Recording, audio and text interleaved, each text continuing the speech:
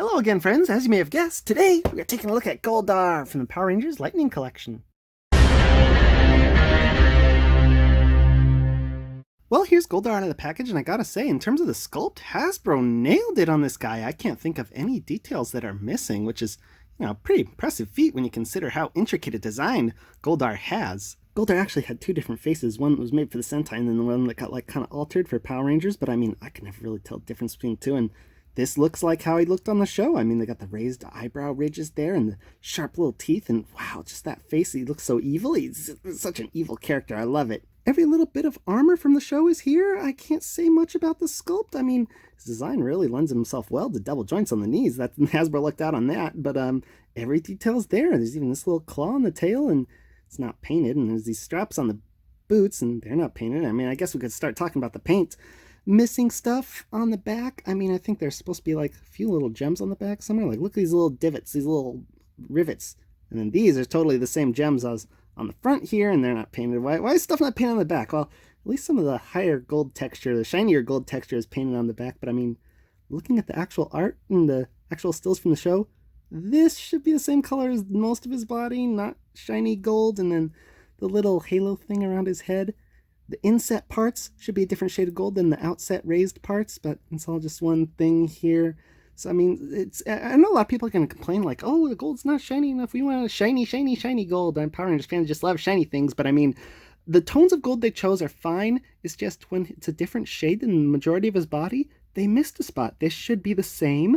And then these armor bits here should be different. They should be a different shade. And then the straps on the boots should be painted, and little things on the back, like those little gem spots right there, should be painted. But overall the paint's okay. The sculpt's essentially perfect. Paint, it's a mixed bag. Articulation, thankfully, is pretty good. GOLDAR has a ball joint head. He can go so far up, but he can't really hold it. His head wants to kind of mush down a bit after that, and then he can go down that far.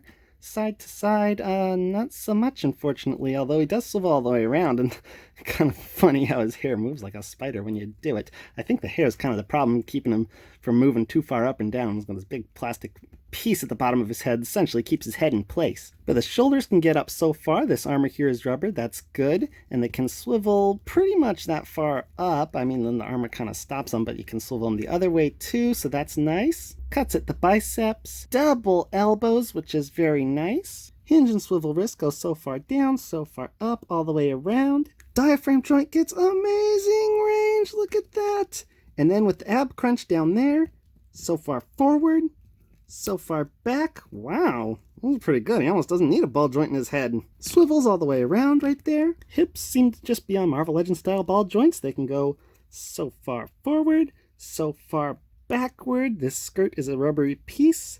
It doesn't let him go too far back though, but I think that's just eliminating the articulation. Does the splits only so wide. That could be a lot better. There are cuts on the thighs and little pieces way up there that are kind of hidden. You'd think the cut would be down here, but it's actually like way up there. Double knees that blend very well with the sculpt, like I said earlier. And hinge and pivot Marvel Legends style ankles. So very good articulation. It's limited at the head a bit, and the arms are a bit limited by this, but there's much Hasbro could do about that. It's mainly a design thing. Good articulation, I'd say. Packaging's just like the other figures in the Lightning Collection. You get to see artwork GOLDAR over there, big window that shows off the figure. On the other side over there, it's pretty gold. It's even more gold than the gold on the White Rangers packaging. It's an improvement. I like that. Back has a picture of the prototype, and the paint on those little armor bits does appear to be a different shade on that one. Other side, another portrait of GOLDAR. And let's open this thingy up.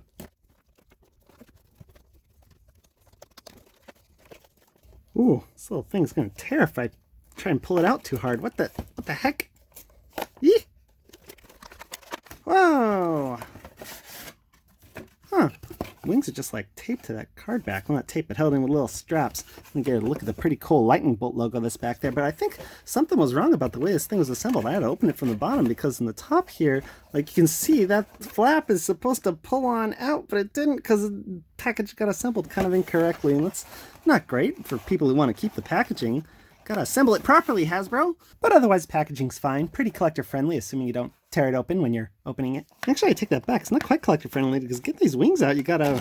Well, that one comes out easy enough, but like, how am I gonna put it back in? You pull some of these strings out, and then you can't really put the wings back in the package. They'll just be loose and like wiggling around in the box. So, that part could be a bit better. But GOLDAR himself...